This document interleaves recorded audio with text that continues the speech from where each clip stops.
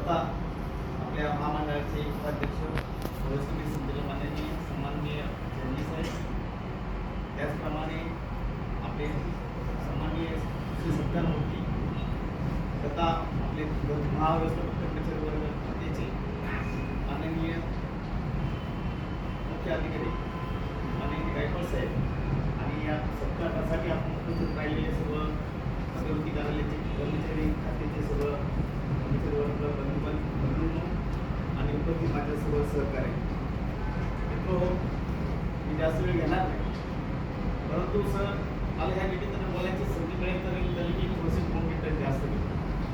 कारण का सर माझं या बोलण्याची त्या सभागृहामध्ये आपण बसलेलं आहे, त्या सभागृहातून आपल्या एस टी महामंडळाचा राडा हा हाताला जातो, त्यातून केला जातो.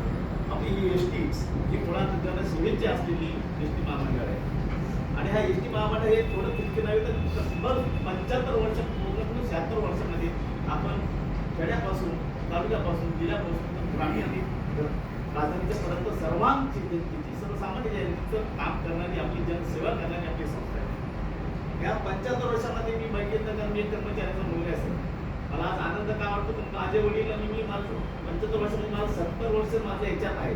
माझ्या वडिलांनी ते स्वतःचे काम कंडक्टर म्हणून केलंय, त्या कंडक्टरचा मुलगा म्हणून मी आज रिपीट असतो. एक सन्मान मला आनंद याचाच आहे. ह्या 70 वर्षाच्या कालखंडामध्ये अनेक अधिकारी येऊन गेले, अनेक कर्मचारी येऊन गेले.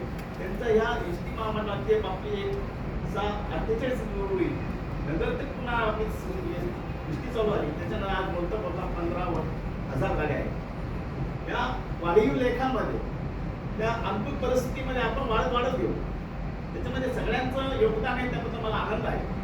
त्याहीपेक्षा जास्त मला आनंद आज त्या या क्षणामध्ये असं असेल का आपण त्यावेळेस वरच्या आलेखाला आलो आणि असा एक क्षण आला का ज्यावेळेस हा डोलार म्हणजे नैसर्गिक आपत्ती आपल्याला तरुणाची आहे.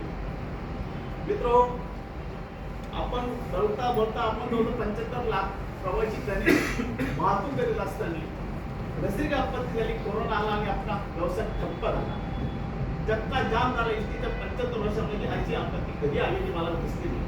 कधी माझ्या वडिलांनी सांगितले नाही आम्हाला आणि त्याच्या कालखंडामध्ये अशी एसटीवर कधी आपत्ती आली. दुर्दैवाने 2-2.5 वर्षाचा तो मुंड कोरोनाचा गेल्यानंतर आपण सुरुवात करणार.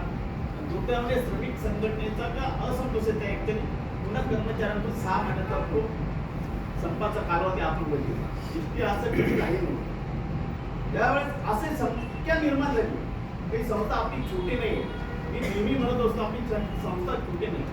राज्य शासनामध्ये जेवढ्या काही संस्था असतील तालुक्या लेवलला, जिल्हा लेवलला, वरच्या लेवलला, त्या संस्थेमध्ये शासकीय संस्थेमध्ये सर्वात चांगली संस्था, सर्वात मोठी संस्था असेल तर एस टी आणि एस टी. त्याचा आपल्याला अभिमान आणि आदर आपल्याला वाटलाच पाहिजे.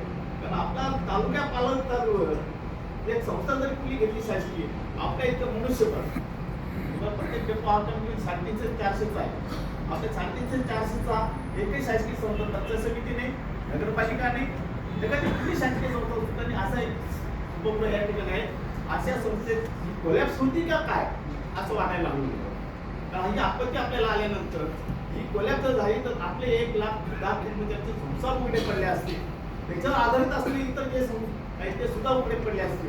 पण अशा प्रतिकूल परिस्थितीमध्ये आपल्याला अनेक सन्माननीय जनसाहेब भेटले, ते आपल्याला मिळाले. आपल्या सगळ्यांचं एस टी महामंडळाच्या तमाम जनतेचे तमाम त्यांच्यावर उपलब्ध असलेल्या कर्मचाऱ्यांचं भाग्य समजायला पाहिजे.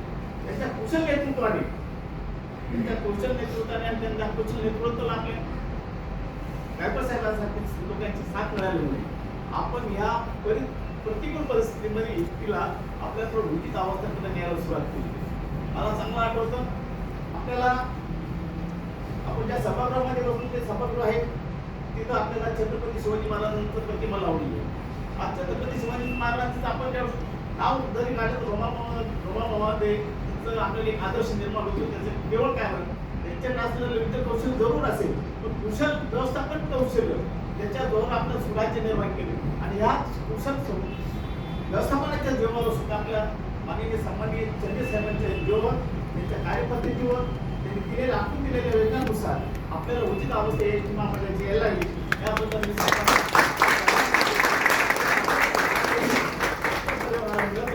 असं अपेक्षा करू.